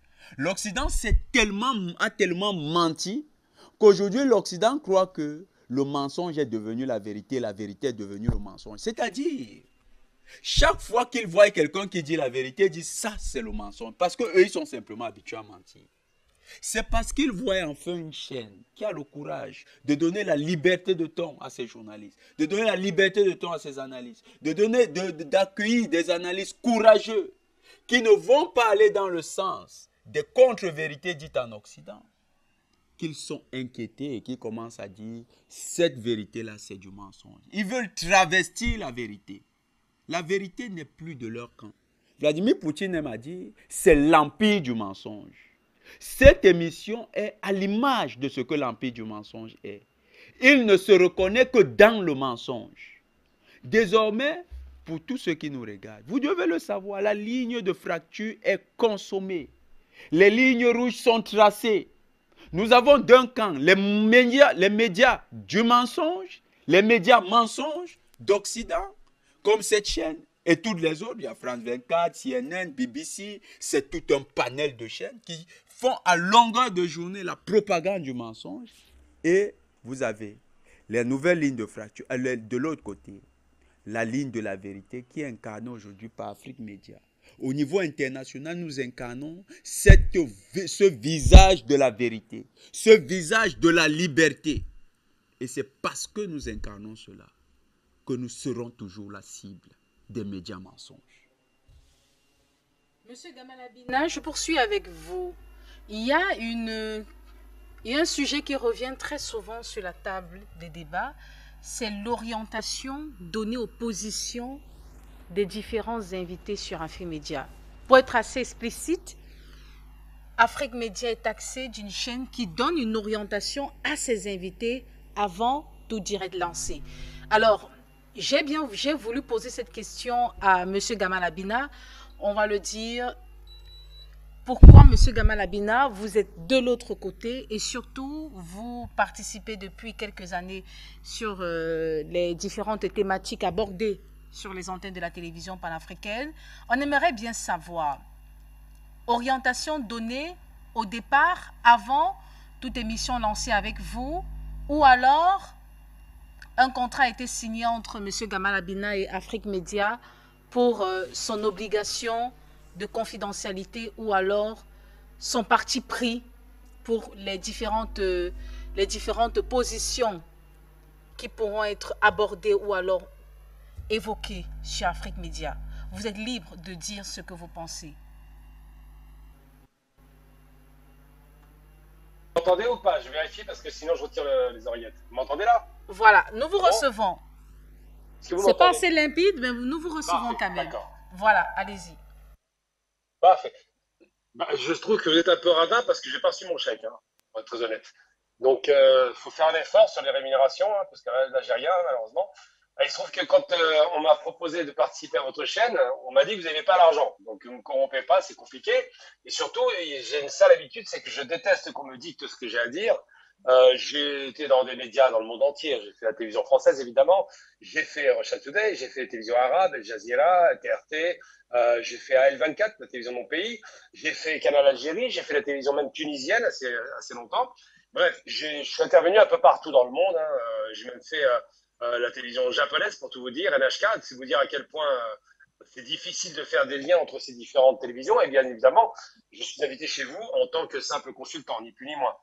Mon activité permanente en France, c'est journaliste dans 2 radios qui sont France Maghreb 2 et évidemment Beurre FM. Donc c'est à peu près ça mon positionnement. C'est un positionnement qui est clair. Je suis nationaliste algérien pour la libération du pays, ça va de soi. Je suis panafricain parce que l'Algérie est panafricaine depuis toujours. Je suis surtout anti-colonialiste, ça c'est évident. Et je n'ai pas besoin d'un maître ou d'un, je sais pas, d'un billet de banque donné par je ne sais quel pauvre type pour m'expliquer ce que je dois dire. J'ai une mauvaise habitude, c'est qu'effectivement, j'ai même été viré de la télévision française parce que j'ai eu l'occasion de mépriser Nicolas Sarkozy en disant que c'était Napoléon, en faisant un jeu de mots entre le Nabo et Napoléon. Et c'est vous dire le mépris que je peux afficher pour certaines personnes. J'ai eu l'occasion de m'affronter avec Le Pen à la télévision. Personne ne m'a dit ce que j'avais à dire. Je fais ce que je veux. Donc, quand on m'a présenté Afrique Média, c'est un ami qui me l'a présenté, un militant, expliqué, il me dit que ce serait intéressant que je m'exprime chez vous, ce que j'ai fait, mais effectivement, vous faites bien de souligner qu'il n'y a pas de ligne directrice, si ce n'est la seule ligne qui est une ligne anticoloniale à laquelle j'adhère, panafricaine à laquelle j'adhère. Alors, je le répète encore à nouveau, c'est qu'il peut y avoir, ça et là, des gens qui sont énervés, qui ont des propos extrêmement durs, et ça peut arriver, ça s'explique parfaitement. Il peut y avoir parfois même des débordements excessifs, ça peut arriver, comme dans toutes les chaînes de télévision, mais c'est ce qui garantit en vérité une certaine indépendance de pensée. Alors, il va de soi, quand on va sur Afrique Média, on va pas parler de De Gaulle comme si c'était un héros. On sait très bien que De Gaulle est un criminel. On va pas sur Afrique Média pour dire que la France d'aujourd'hui n'a pas de posture néocoloniale alors qu'elle en a eu pendant 60 ans. Il faut être un petit peu cohérent. Ça ne veut pas dire les Français, ça ne veut pas dire les populations qui subissent la même chose en vérité. Ça veut dire la politique d'un pays. Ça fait une petite subtilité qu'il faut soulever. Mais quand vous me posez la question de savoir si on m'a donné des directives, ben, je vous réponds que si quelqu'un me donne une directive, je fais le contraire. Si vous me dites que le ciel est bleu alors qu'il est bleu, je dirais qu'il est rouge, rien que parce que j'ai un sens de la contradiction qui est là. Je déteste qu'on m'impose ma pensée, bien que je sois entêté, et je déteste évidemment l'idée que quelqu'un veuille me payer pour faire les choses. Ça ne m'intéresse pas, je suis indépendant. C'est ce qui m'offre d'ailleurs cette liberté. J'ai ma petite société. Je ne demande pas l'argent à qui que ce soit, je ne travaille pas pour l'État français, je ne travaille pour personne que pour moi-même, et je travaille pour mes clients. Donc ça fait une petite différence. Mais mes clients ne savent pas que je travaille, que je suis intervenu dans les médias, ça ne les regarde pas. Quand ça arrive, c'est gênant, mais ça ne va pas plus loin que ça. Et oui, pour tout vous dire, oui, la question que vous posez, c'est de savoir si oui ou non l'Afrique Média impose une orientation. Bien non, les gens qui viennent chez Afrique Média ont une position de principe qui est celle de l'anticolonialisme et d'une indépendance de critique et d'idées. Ce sont des postures qui n'existent que très peu dans les médias français parce que ça les dérange. Mais si on revient sur des choses un peu plus sérieuses, évidemment qu'il y a une orientation sur Afrique Média qui est claire. Et en même temps, même si quelqu'un peut être en colère, ça m'arrive aussi d'être en colère. Ça ne change rien sur le fond. Lorsqu'il y a colère, c'est qu'il y a une raison. Et je vous donne un exemple très concret, je l'ai déjà donné plusieurs fois. Ça a irrité mes interlocuteurs. Lorsque, par exemple, en Algérie, en 62, les Français quittent l'Algérie à la suite de ce bain de sang, ils abandonnent lâchement les harkis. C'est pas très héroïque comme position, puisque les harkis ont travaillé pour eux. Et les harkis se font massacrer, pas tous, mais une partie se fait massacrer. On estime qu'il y a à peu près 50 000 harkis qui sont exécutés. Et j'ai posé la question pour dire, c'est bien beau de nous sortir les violons sur les harkis. D'abord, les responsables sont français, c'est eux qui les ont abandonnés. Première chose. Et deuxième chose, pourquoi la population s'est précipitée pour les tuer et pour les massacrer? C'est parce que les harkis, pendant 7 ans et demi, ont massacré les Algériens, ont violé les femmes algériennes, ont tué, ont torturé. Et que la réaction d'un peuple, on ne va pas dire à toute une population de massacrer gratuitement. Il y a bien une raison qui conduit à cela. Et cette réaction, c'est la réaction de peuples qui ont subi cette barbarie. On oublie toujours la barbarie harki en Algérie. Par contre, on dit, oh, les malheureux, ils ont été tués.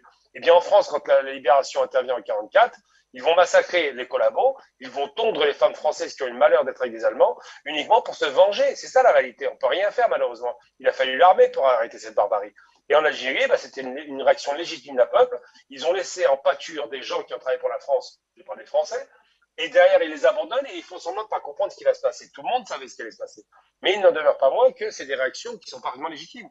Pourquoi je parle de cet exemple? Parce que quand sur Afrique Média, il y a des gens en colère, des Maliens, des Burkinabés, ou chez vous au Cameroun, c'est pareil, on connaît l'histoire du Niobé, des massacres du Bamileke. Je veux dire, il y a quand même de vraies raisons d'être en colère.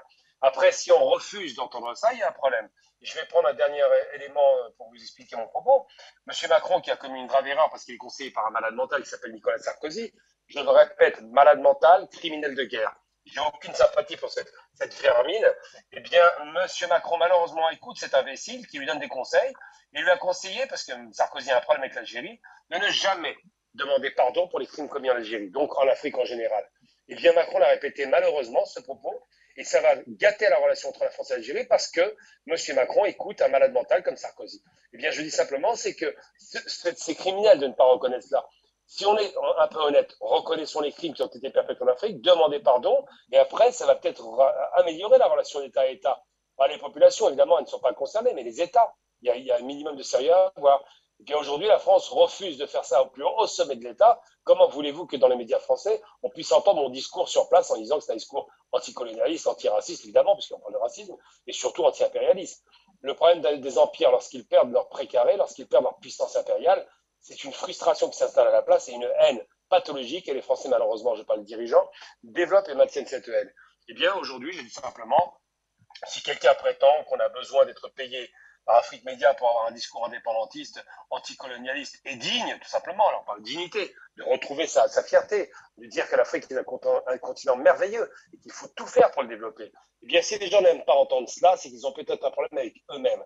Et voilà, donc je vous dis simplement, oui, il n'y a pas de ligne, on ne m'a rien imposé, je suis arrivé main dans les poches, je me suis exprimé, mon expression a été entendue, elle n'est pas extrême, elle n'est pas extrême, elle n'est pas excessive, elle est juste modérée, mais elle met le doigt sur la focale, sur quelques problématiques qui se posent, à savoir le racisme institutionnel qui est appliqué à l'Afrique, le mépris racial, le mépris ethnique, le mépris économique, et surtout cette arrogance malheureuse qui est restée dans la tête des dirigeants français de croire qu'ils sont le centre du monde. Ça fait plus de 220 ans qu'ils ne sont plus le centre du monde, 230 ans maintenant. La Révolution française a brillé, a fait de belles choses dans le monde. Aujourd'hui, c'est le passé. Aujourd'hui, la France doit accepter qu'elle a été réduite considérablement, doit accepter qu'elle est devenue presque un vassal des États-Unis, c'est triste d'ailleurs, mais elle doit accepter aussi qu'elle a fait qu'elle est indépendante. Et que ce discours néocolonialiste et paternaliste doit arrêter, doit cesser. Cette prétention à vouloir se prendre pour des merveilles de la nature, ça va 5 minutes. Quant aux chaînes privées qui vont vous dénoncer, je rappelle que ceux qui payent la chaîne privée, M. Drahi, aujourd'hui a de gros problèmes en Suisse, il doit 7,3 milliards d'euros à la Suisse. Il ne faut pas trop qu'il joue le martyr, enfin le malin, parce que là, il risque d'avoir une position de martyr qui risque d'être vraiment méritée. Voilà, donc oui, je réponds à votre question. Non, je n'ai pas été payé. Non, on ne m'influence pas. Je suis totalement indépendant. Je parle parce que ce média me plaît. Si un jour j'entends des propos racistes tenus chez vous, vous ne me verrez plus. Mais pour le moment, je crois bien savoir que je suis, et Dieu merci, encore une fois, chez mes frères et chez mes sœurs. Monsieur Sylvain de Bogo, finalement, à qui profite, je cite, cet acharnement contre Afrique Média, selon vous? Un acharnement, ça profite à la classe politique occidentale, ça profite à la France, ça profite aux patrons des journaux, ceux qui détiennent les grands journaux, les télévisions, les chaînes de télé en Europe. Ce sont eux qui, ma foi, voient leur gain basé sur le mensonge et sur la propagande, leur échapper. C'est cela la réalité. Et donc, c'est eux qui veulent détruire un média qui donne de la voix à ceux qui n'avaient pas de voix, un média qui permet à tout le monde de savoir ce qui se passe en Afrique et partout, un média qui, ma foi, est venu mettre une fin à ce mensonge qu'on a toujours eu depuis que nous n'étions même pas encore nés, et nous-mêmes, lorsqu'on a commencé à écouter les médias, et à écouter les nouvelles, à écouter la politique, à faire de la politique. C'est cela. Et donc, ils ont peur, c'est eux qui veulent vraiment arrêter Afrique Média, parce que pour eux, Afrique Média est en train de voler leur audience. Plus de 220 millions en tout cas, qui sont accrochés aux émissions d'Afrique Média. Comprenez que c'est un abattant. C'est vraiment, ce sont des télévisions en Europe qui sont en train de battre de l'aile. Ce sont des télévisions qui sont aujourd'hui à la traîne. Et c'est ce qui fait mal à ces gens-là, qui veulent profiter en tout cas, à qui cet acharnement profite. Mais je dis et je répète, je signe et j'insiste que leur acharnement aujourd'hui montre la grandeur d'Afrique Média. Leur acharnement met Afrique Média dans la main de leur propre population qu'ils ont toujours manipulée, leur population qui ne savent même pas d'où les politiques tirent leur argent, leur richesse pour venir les nourrir, qui pensent que l'Afrique, c'est un continent perdu, qui pensent que nous dormons encore dans les huttes ou bien nous dormons dans des grottes ou bien sur des arbres. Ce sont eux, ce sont ces populations, plutôt ce sont elles qui, ma foi, aujourd'hui ont été libérées, qui sont en train d'être libérées par cet acharnement sur Afrique Média, par leurs propres parents, par leurs propres médias. C'est cela. Pour moi, c'est un bénéfice pour l'Afrique et surtout pour Afrique Média. Eux, ils sont des perdants. Ils sont des perdants. Ceux qui s'acharnent aujourd'hui sur Afrique Média sont des perdants parce qu'ils vont de plus en plus perdre de l'audience. Et quand on critique quelqu'un, lorsqu'on accuse quelqu'un, la curiosité que cela crée amène les personnes qui vous écoutent à aller voir ce qui se passe d'eux-mêmes. Ils veulent voir pourquoi accuse-t-on, pourquoi s'acharne-t-on tant sur Afrique Média. Alors les gens vont prêter leur oreille, ils vont prêter leurs yeux, ils vont poser des questions. C'est ce qui se passe. Donc pour moi, je dis bravo de nous avoir donné encore plus d'audience, d'avoir donné encore plus de vues à Afrique Média. Et je suis sûr qu'après cette émission, à la suite de d'acharnement, je pense très bien que Afrique Média va passer à plus de 500 millions de vues et d'auditeurs. C'est ce que moi je pense. Et donc, Afrique Média doit se frotter les mains et continuer à travailler. Les journalistes d'Afrique Média doivent continuer à faire leur travail proprement. Les invités qui viennent faire, en tout cas, donner leur analyse, leurs commentaires, doivent continuer à travailler d'arrache-pied parce que Afrique Média est en train de prendre ce qui lui appartient, c'est-à-dire la plus grande partie du gâteau de l'information sur l'échiquier mondial. C'est ce que je pense. Afrique Média, le monde, c'est nous.